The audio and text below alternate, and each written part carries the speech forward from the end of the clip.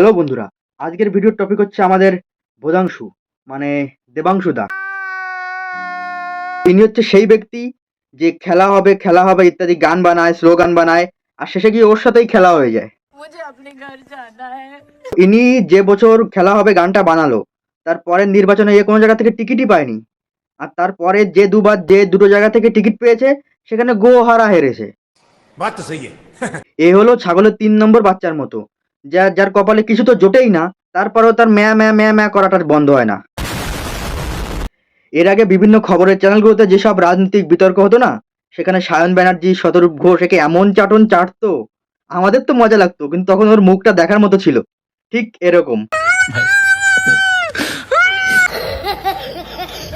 যদিও শতরূপ ঘোষকে এখন আর সৎ অরূপ বলা চলে না, উনি হচ্ছেন এখন সুবিধাবাদী অরূপ। কন্ট্রোল। সুবিধাবাদী অরূপের কথা বাদ দিয়ে টপিকে আসি। এই বিধানসভা নির্বাচনে তৃণমূলের ভরাডুবি হয়েছে, তৃণমূল পুরো খান খান হয়ে গিয়েছে। আর দেবাংশু ভট্টাচার্য তৃণমূলের বিভিন্ন উচ্চপদস্থ যেসব কর্মকর্তা আছে তাদের ভুল ভ্রান্তিগুলো ধরিয়ে দিয়ে একটা পোস্ট করে, আর সেই পোস্টের প্রতিক্রিয়া স্বরূপ দেবাংশু ভট্টাচার্যকে লাথি মেরে তৃণমূলের সমস্ত দায়িত্ব থেকে, সাংগঠনিক দায়িত্ব থেকে বের করে দেওয়া হয়েছে। দলের থেকে লাথি খেয়েও দাদা চুকচুকানি কমেনি। রিসেন্টলি সে একটা পোস্ট করেছে, কি লিখেছে জানেন?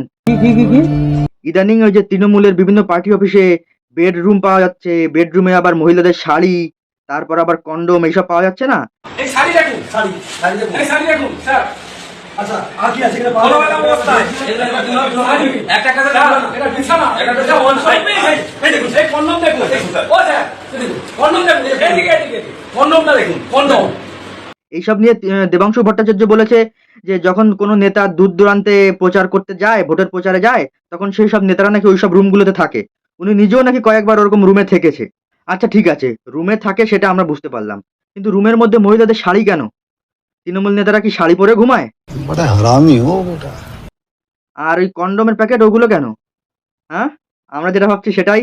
দেবাংশু দা, তুমিও থেকেছো ওইসব রুমে, তার মানে তুমিও কি এইসব শাড়ি, কন্ডোম এইসবের সুযোগ সুবিধা ভোগ করেছো? বলো বলো বলো। प्यारी समझ गई। আজকে একে নিয়ে এইটুকুই। বাকি জীবন ও কালীঘাটের দরজায় পাপোশ হয়ে শুয়ে থাক, অথবা শাড়ি পরে ক্লাবের ঘরে ঘুমাক, তাতে আমার কি। সঠিক বলেছেন, আপনার বুদ্ধি ভালো।